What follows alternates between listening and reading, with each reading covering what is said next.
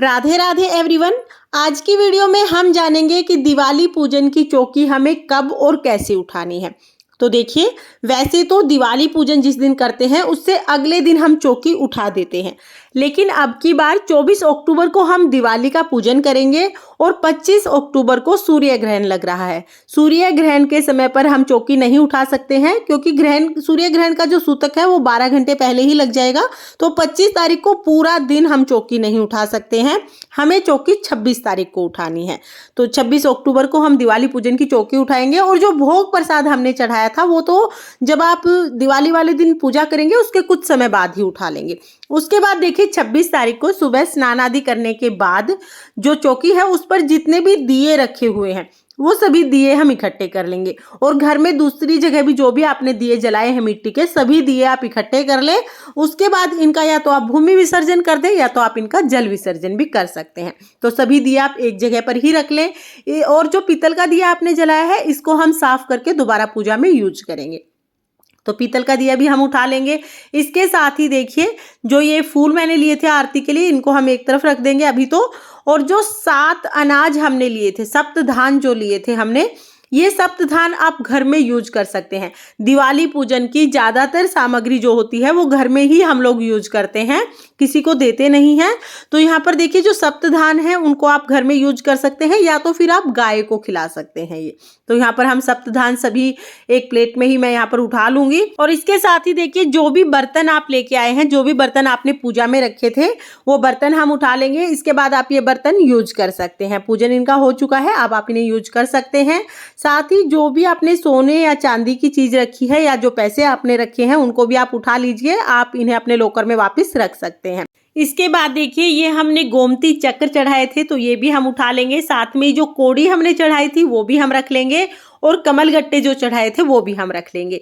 ये तीनों चीजें हमें किसी भी लाल कपड़े में बांध के अपने लॉकर में ही रख लेनी है। तो और अगले साल जब आप पूजा करेंगे तब आपको नई लेके आने की जरूरत नहीं है। ये तीनों चीजें आप गंगा जल से धोकर दोबारा पूजा में यूज कर सकते हैं।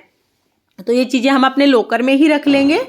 इसके साथ ही देखिए जो भी आपने डेकोरेशन की है, जैसे आपने लड़ियां लगाई हैं या जो आर्टिफिशियल फ्लावर आते हैं उनकी लड़ियां लगाई हैं, फ्लावर लगाए हैं, वो सभी हम हटा लेंगे और दोबारा हम किसी भी डेकोरेशन में इनको यूज करेंगे। तो यहाँ पर मैंने जो डेकोरेशन की थी वो हटा ली है।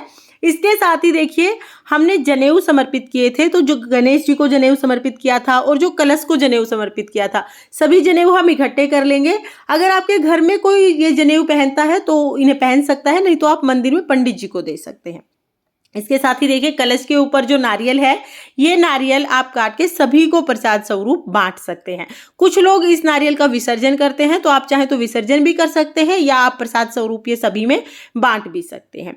और जो कलश के ऊपर हमने चावल रखे थे अभी ये चावल हम इकट्ठे कर लेंगे क्योंकि सारे पूजा के चावल हम एक साथ ही उठाएंगे। तो यहाँ पर देखिए प्लेट जो थी उसे साफ करके दोबारा यूज करेंगे। पत्ते जो हैं वो भी अभी हम चौकी पर ही रख लेंगे। और देखिए जो हमने कलश लिया है, कलश के जल के पहले तो पूरे घर में हम छींटे लगा देंगे। आप फूल से भी छींटे लगा सकते हैं या दुर्वा घास से आप छींटे लगा सकते हैं। पूरे घर में इस तरह से आप इससे छींटे लगा लीजिए। उसके बाद जो भी जल है कलश में वो हम पौधों में सींच देंगे।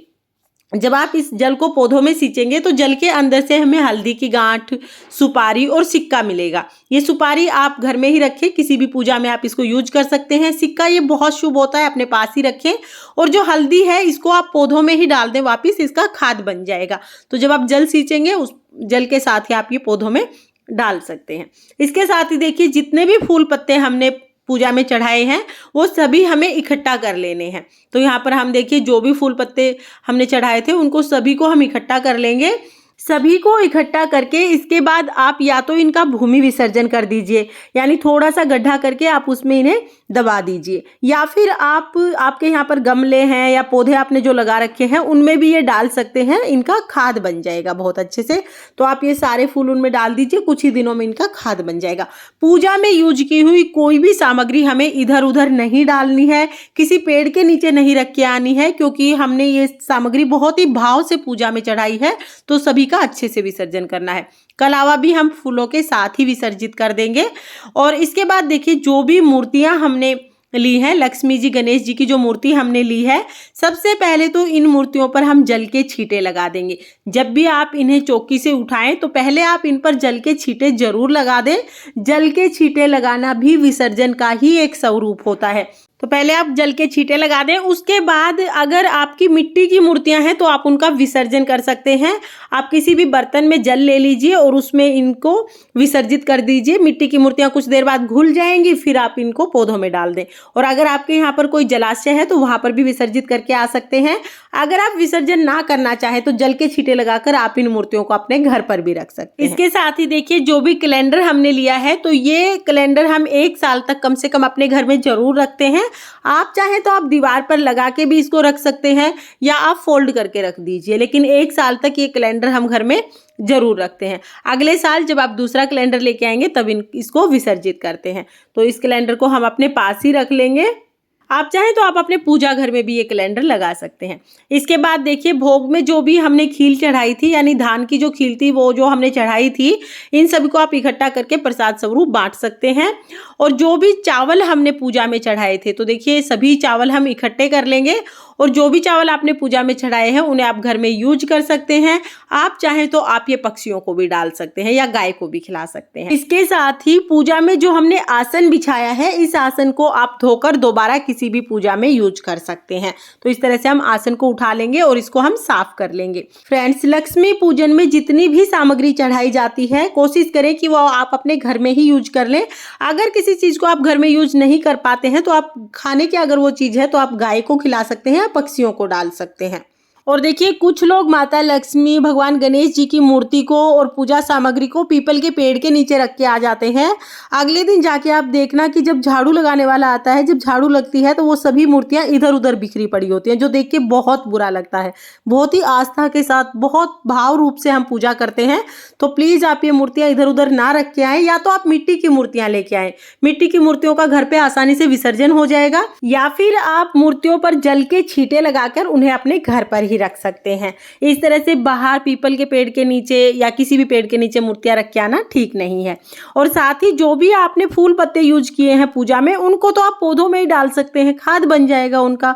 मिट्टी के लिए भी अच्छा रहेगा, पौधों के लिए भी अच्छा रहेगा। तो आप उनको अपने पौधों में ही डाल लीजिए या भूमि विसर्जन कर दीजिए। और अगर आपके घर के आसपास कोई नदी या जलाशय है तो आप जल विसर्जन कर सकते हैं। फ्रेंड्स, इस बार क्योंकि दिवाली के अगले दिन सूर्य ग्रहण लग रहा है तो आपको 26 तारीख को ही चौकी उठानी है। और चौकी हमें कैसे उठानी है ये मैंने वीडियो में बता ही दिया है। तो अगर ये वीडियो आपको पसंद आई हो, वीडियो अगर आपके लिए यूजफुल हो, तो प्लीज वीडियो को लाइक करना और हिंदू धर्म के 30 त्योहारों की जानकारी के लिए मेरे चैनल को सब्सक्राइब कर लेना। तो फिर मिलते हैं किसी और वीडियो के साथ। तब तक के लिए जय महालक्ष्मी, राधे राधे।